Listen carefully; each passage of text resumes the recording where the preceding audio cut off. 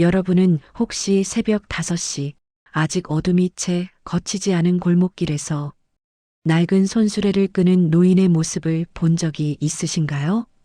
인천의 오래된 아파트 단지 72세 정문혁 씨는 오늘도 새벽 5시 10분에 집을 나섭니다. 어둠이 아직 완전히 거치지 않은 골목을 따라 가로등 불빛만이 그의 길을 비춥니다. 정문혁 씨는 한때 중소공장에서 30년이 넘게 성실히 일했던 평범한 가장이었습니다.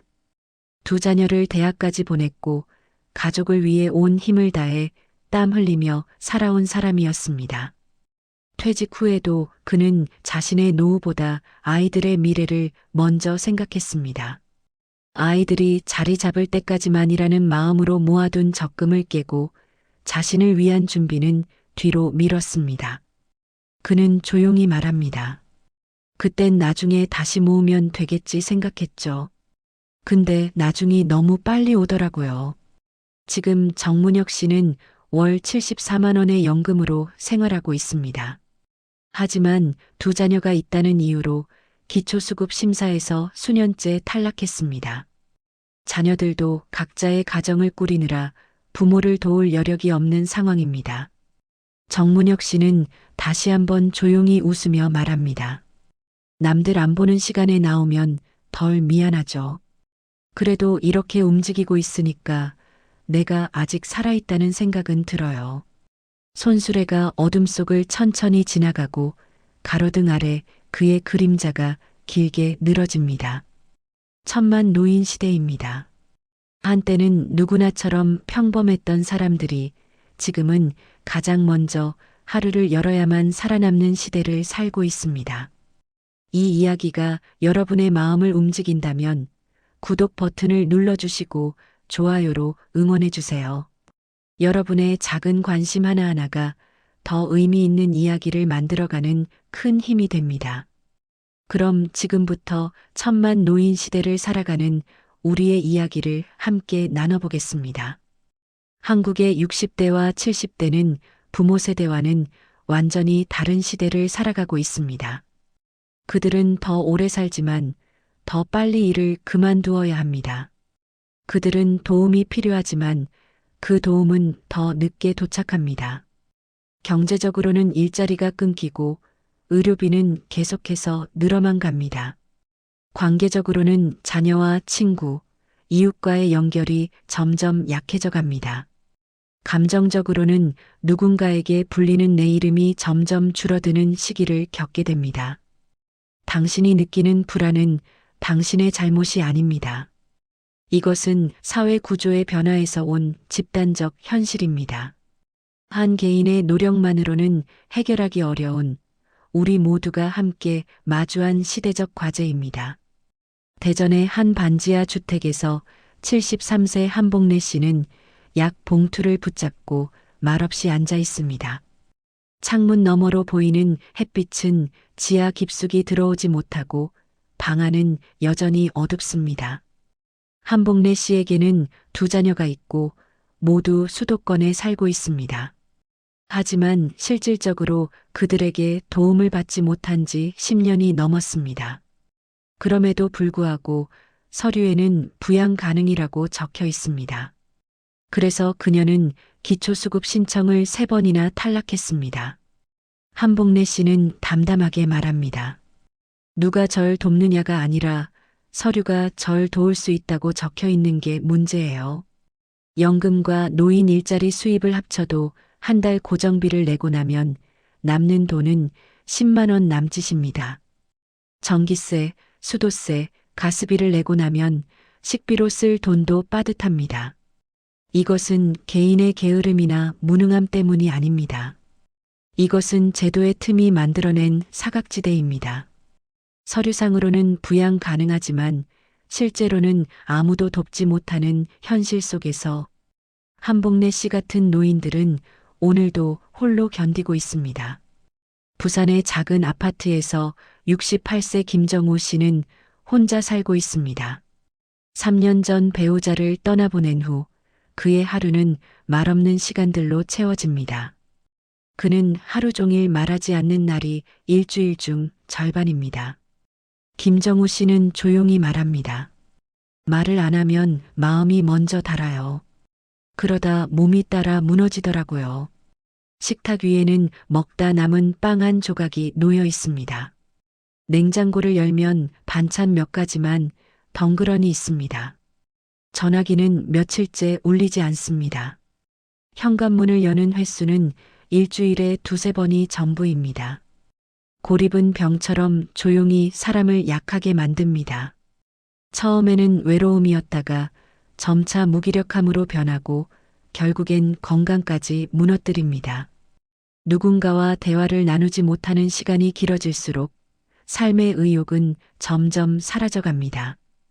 김정우 씨처럼 홀로 고립된 노인들에게 필요한 것은 단순히 물질적 지원만이 아닙니다. 그들에게는 말을 걸어줄 누군가, 이름을 불러줄 누군가가 필요합니다. 왜 이런 상황이 벌어지고 있는 걸까요? 은퇴 시점은 점점 빨라지고 있습니다. 과거에는 60대 중반까지 일할 수 있었지만 이제는 50대 후반이면 현역에서 물러나야 하는 경우가 많습니다. 반면 생애 기간은 계속 길어지고 있습니다. 평균 수명이 늘어나면서 은퇴 후 30년, 40년을 더 살아가야 하는 시대가 되었습니다. 하지만 연금 수령액은 생활비를 충당하기에 턱없이 부족합니다. 자녀에게 의존하던 전통적 구조도 무너지고 있습니다. 자녀들도 자신의 생활을 꾸리기 어려운 경제 상황 속에서 부모를 부양할 여력이 없습니다. 1인 가구 비율은 급격히 증가하고 있습니다. 배우자와 사별하거나 자녀와 떨어져 혼자 사는 노인들이 점점 늘어나고 있습니다. 즉, 개인의 선택이나 노력만으로는 극복하기 어려운 구조적 변화가 동시다발적으로 일어나고 있는 것입니다. 도시와 농촌을 가리지 않고 아파트 단지와 병원 복도에서 우리는 한국 노년 구조의 변화를 목격하고 있습니다.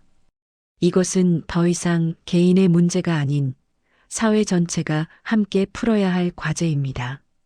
그렇다면 무엇을 바꿔야 할까요? 먼저 정부 차원에서 바뀌어야 할 것들이 있습니다. 첫째, 부양 의무자 기준을 실질적으로 폐지하거나 전면 재해석해야 합니다. 현재 제도는 자녀의 존재 여부만을 기준으로 삼고 있습니다.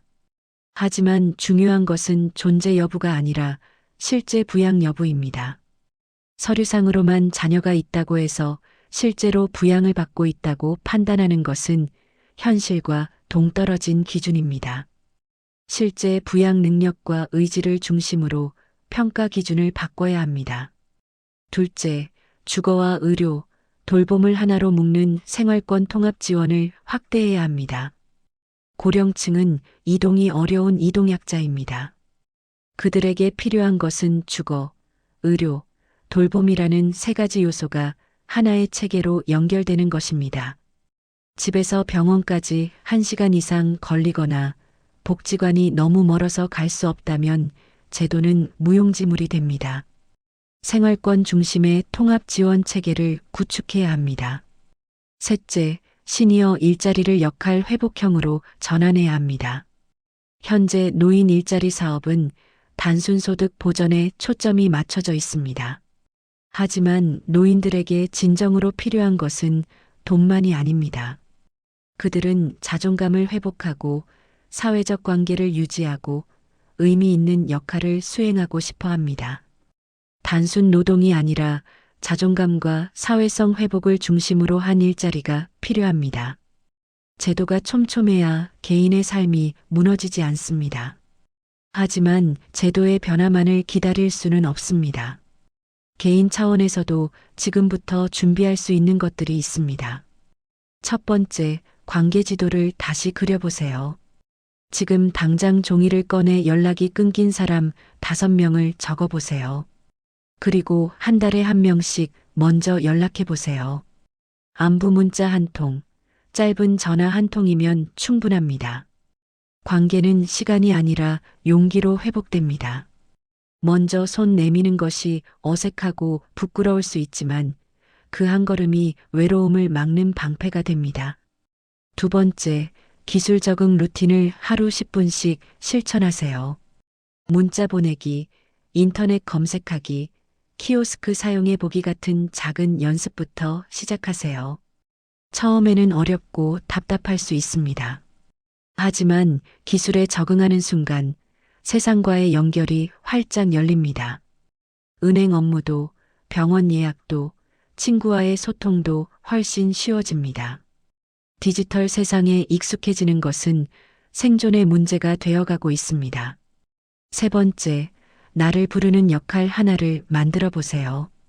동네 이야기를 기록하거나 이웃에게 반찬을 나눠주거나 취미 교실에서 보조 역할을 맡는 것처럼 작은 역할이라도 괜찮습니다. 중요한 것은 누군가 나를 필요로 하고 내가 누군가에게 의미 있는 존재라는 것을 느끼는 것입니다. 역할 하나가 하루의 의미를 부여하고 아침에 일어날 이유를 만들어줍니다.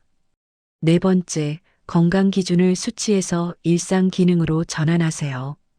혈압 수치나 혈당 수치에만 집중하지 마세요. 대신 8분 동안 쉬지 않고 걷기, 계단 2층 오르기, 하루 물 5잔 마시기처럼 내가 직접 체크할 수 있는 생활 기능에 집중하세요. 이런 작은 목표들은 달성 가능하고 꾸준히 할 수 있으며 실제 생활에 도움이 됩니다. 건강은 병원 검사 결과가 아니라 내가 일상을 얼마나 잘 유지하느냐에서 나옵니다. 천만 노인 시대입니다. 정문혁 씨가 새벽 골목을 걷고 한복래 씨가 반지하 방에 앉아 있고 김정우 씨가 조용한 아파트에서 하루를 보냅니다. 그들의 일상이 우리 눈앞에서 교차됩니다. 제도는 더 가까워져야 하고 우리는 서로의 이름을 지켜주는 사람이 되어야 합니다. 당신의 작은 선택 하나가 10년 뒤에 당신을 지킬 수 있습니다. 이 이야기가 여러분의 마음에 작은 울림이 되었기를 바랍니다. 우리 사회의 노인 문제는 먼 미래의 일이 아닙니다. 지금 우리 곁에 있는 부모님의 이야기이고 언젠가는 우리 자신의 이야기가 될 것입니다. 구독 버튼을 눌러주시고 좋아요로 응원해 주신다면 더 많은 의미 있는 이야기를 여러분과 나눌 수 있습니다. 여러분의 관심과 참여가 세상을 조금씩 바꿔갑니다. 이제 여러분께 묻고 싶습니다. 여러분은 이 이야기에서 어떤 부분이 가장 기억에 남으셨나요?